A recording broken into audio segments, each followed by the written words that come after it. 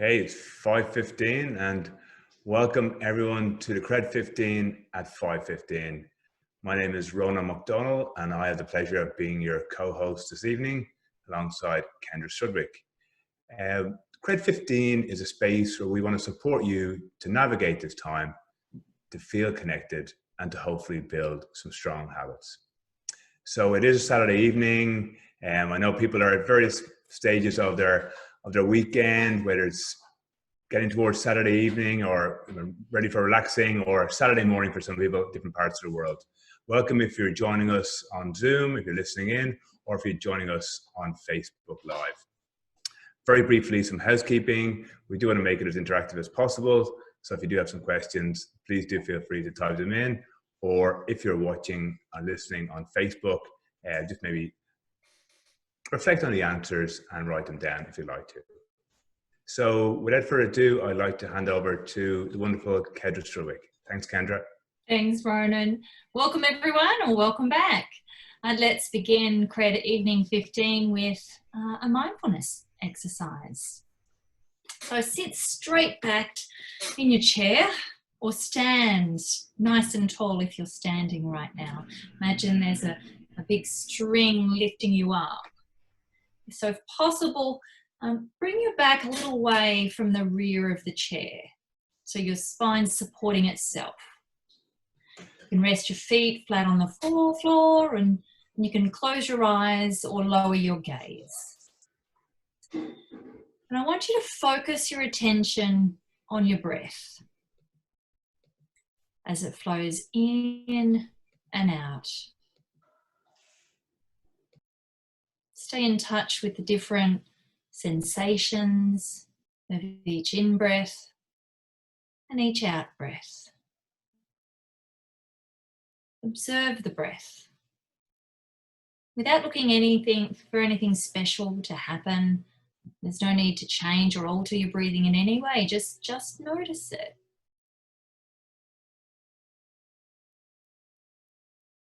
After a while, your mind can sometimes wander. If you notice this, just gently bring it back to your breath.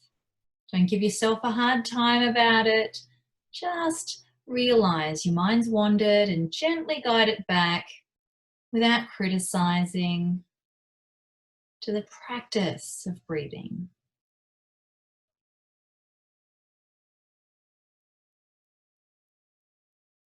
Your mind might become still like a pond, or maybe not.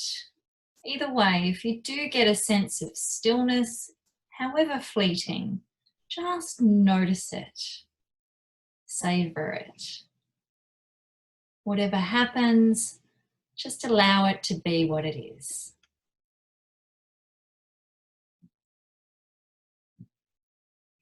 And if you're ready, I invite you to let your eyes open and begin to take in your space again. And come back into present awareness. Hopefully feeling a little more refreshed. Let's move into our labeling exercise, our how are you feeling activity. So for those listening in, I want you to check in with yourself, into your body, and notice what the emotions are that are sitting with you in this point in time. There might be a clear front runner, or there might be several emotions that are swirling there. Just notice what's present for you and give it some kind of name. Could be a word, could be a color, or it could be a sound, could be a resonance.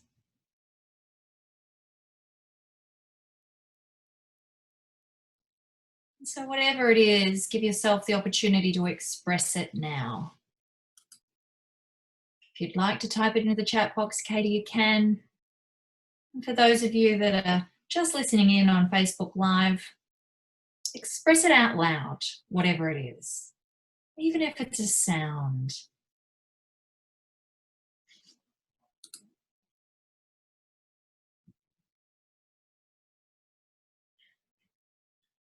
Thanks, Ronan. Giddy and excited. that'll explain the frivolity that I experienced earlier. And Katie's feeling full and heavy. Thanks, Katie. I feel messy. Is that a word? I feel messy, a bit dishevelled. Thank you for noticing where you are at this point in time. Today's topic that I'd like to dive in a little bit deeper could fit into all three of our focus line, our focus areas actually. It's the topic of sleep. So often people aren't aware that our brain is busier while we sleep than while we're awake. There are some critical functions that can only be performed as you sleep. One of those functions is where you might take the new information in from the day and integrate it with the information that's already there. So learning in itself happens or gets cemented and the connections forged as you sleep. Sometimes when we've got a lot competing for our attention, or our routine's been changed dramatically, or there's a lot of threat in the system, or we're worried about those around us, one of the early symptoms to say that stress is increasing for us is impact to our sleep in some ways. So it could be we find it hard quietening our brain to go to sleep at night. We start to ruminate and try to go to sleep, and the more we try, the less able we are to find that blissful state. Or perhaps we wake up more frequently, even at the slightest disturbance, as though we're more sensitive to noise around us. Or the quality of our sleep's diminished. We wake up and we feel tired, even though we might have been in bed for 7 or 8 hours. But we can oversleep as a numbing agent, as a way to retreat to the sanctuary that might be our bed. It can be a little bit of a sign that we're suffering from low affect, lower positive emotions, or lower affect could mean early depression and a flatness. So sleep's such an interesting topic because each of us have a sweet spot that works for us. No, we don't want too little or too much, and you'll know what that sweet spot is for you. If you get in touch with your natural rhythms, if you go to sleep when you're tired and don't set an alarm and wake up the first time that your body tells you to wake up, it's a good exercise to do. Often it's a good exercise to do in nature. If you've ever been camping, you might find that you're tired earlier in the evening because you haven't been able to sit there and watch wet Netflix and keep yourself up all night. And then you naturally wake perhaps with the birds and the animals and the sun. So it's useful to kind of get a sense of what is your natural sleep pattern. Some of us are early birds, some of us are night owls. So perhaps in this time when your routines are disrupted, it could be an opportunity to reset your sleep patterns. If you're having trouble getting good quality sleep, look at the environmental hygiene factors. So things like, is your room dark enough? Do you have, blackout curtains, or are you not getting woken from the light? How's the temperature in your room? Is it a little bit too warm? We like to cool down at night. So if you've got too many blankets or, feather duvets, then maybe you're overheating at night. Is your bed comfortable? Does it support your spine? So all of those physical, environmental aspects are important. The other thing to look at is what's stimulating you before you go to sleep. So are you having too much caffeine or alcohol later in the day? Heavy, rich, sugary-laden foods? Are you having too much screen time prior to bed? Do you have a wind-down ritual? And what is that? For many people, it might be water, a shower, a bath.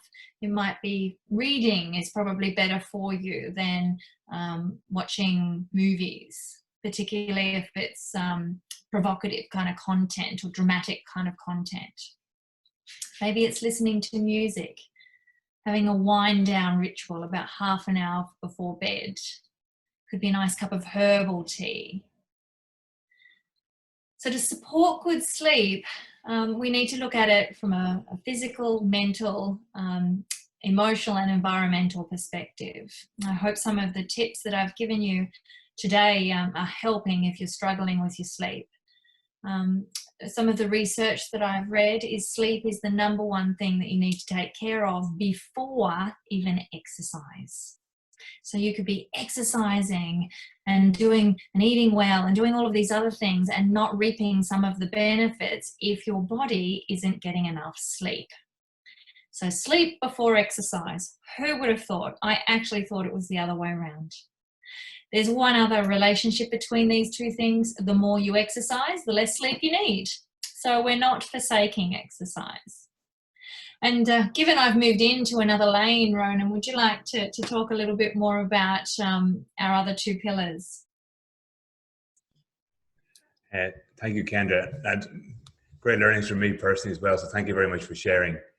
And I think one of the things that, just to build on what Kendra said, we talked a lot during the week about us being human doings as opposed to being human beings.